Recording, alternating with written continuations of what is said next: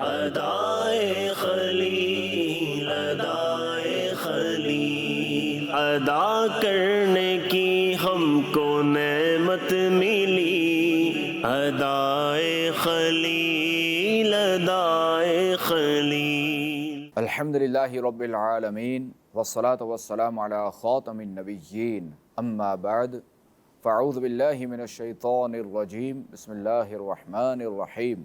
الصلاة والسلام علیکہ یا رسول اللہ وعلی آلکہ واصحابکہ یا حبیب اللہ، الصلاة والسلام علیکہ یا نبی اللہ وعلی آلکہ واصحابکہ یا نور اللہ۔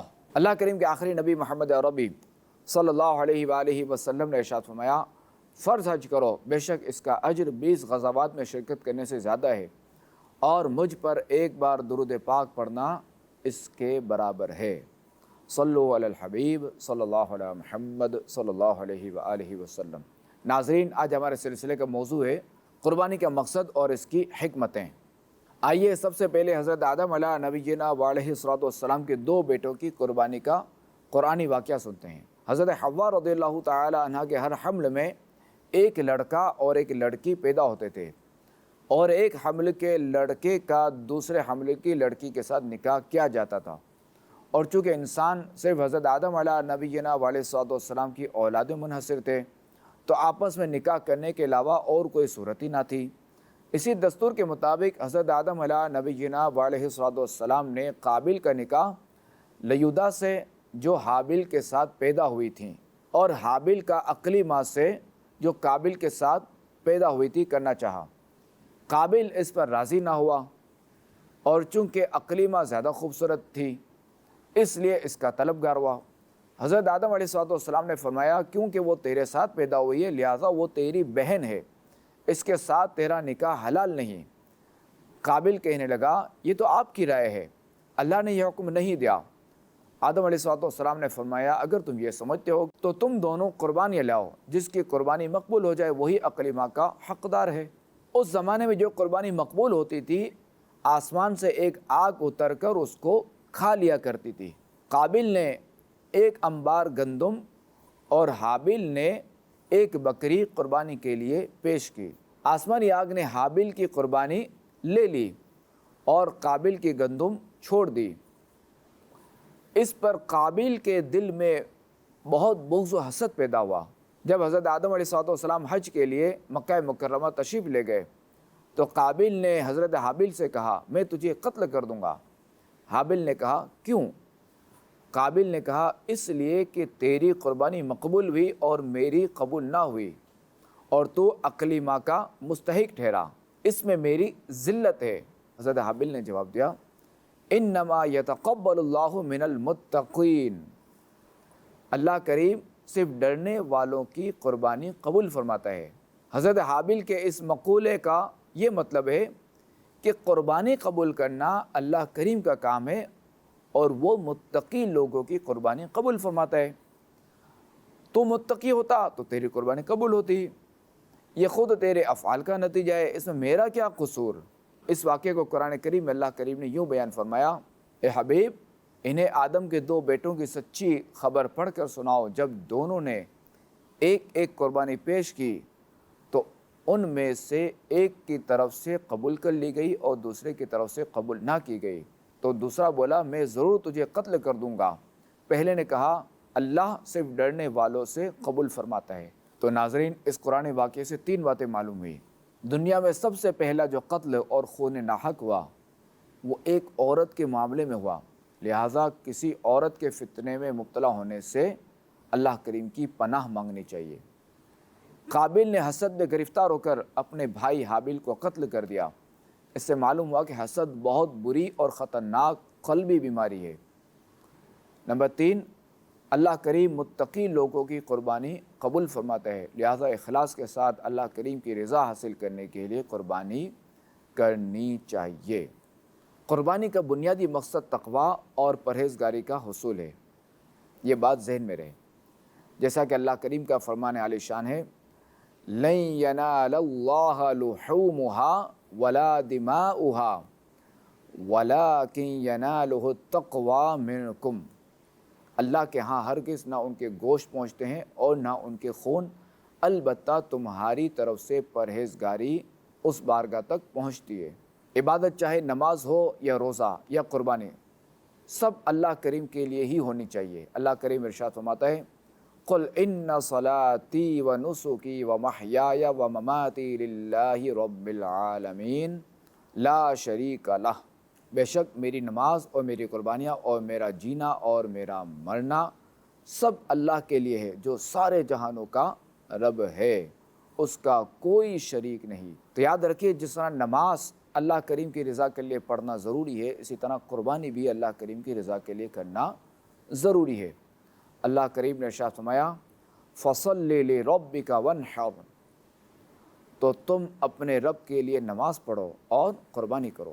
قربانی کا ایک مقصد اپنے نفس کو بخل سے پاک کرنا بھی ہے، کیونکہ جن حضرات کے نفس کو لالچ سے پاک کر دیا جاتا ہے وہ حقیقی طور پر کامیاب ہیں۔ اللہ کریم ارشاد فرماتا ہے وَمَن يُوقَ شُحَّ نَفْسِهِ فَأُولَٰئِكَ هُمُ الْمُفْلِحُونَ، اور جو اپنے نفس کے لالچ سے بچا لیا گیا تو وہی لوگ کامیاب ہیں۔ حضرت عبداللہ بن عمر رضی اللہ تعالی عنہما سے روایت ہے کہ مسلمانوں کے دوسرے خلیفہ فاروق اعظم رضی اللہ تعالی عنہ حج کے موقع پر ایک غیر عربی اونٹ قربانی کے لیے لے گئے۔ کسی نے آپ رضی اللہ تعالی عنہ سے وہ اونٹ 300 دیناروں کے بدلے میں طلب کیا۔ آپ رضی اللہ تعالی عنہ نے خاتم النبیین صلی اللہ تعالی علیہ وآلہ وسلم سے پوچھا کہ اسے بیچ کر ہلکا جانور خرید لوں، تو خاتم النبیین صلی اللہ علیہ وآلہ وسلم نے آپ کو روک دیا اور ارشاد فرمایا کہ اسی کی قربانی کرو۔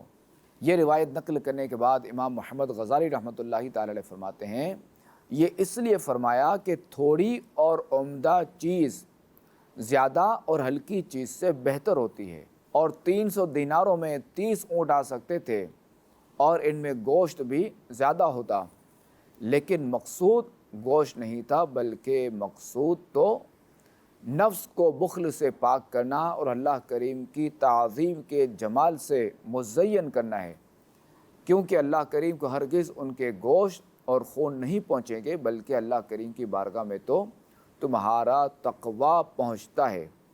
اور یہ مقصد اسی صورت حاصل ہونا ممکن ہے جب قیمت اور دیگر چیزوں میں عمدگی کا لحاظ رکھا جائے، تعداد کم ہو یا زیادہ۔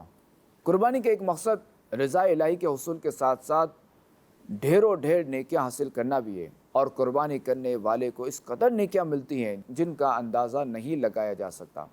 حدیث پاک میں ہے لِصَاحِبِهَا بِكُلِّ شَعْرَةٍ حَسَنَةٍ، قربانی کرنے والے کو قربانی کے جانور کے ہر بال کے بدلے میں ایک نیکی ملتی ہے۔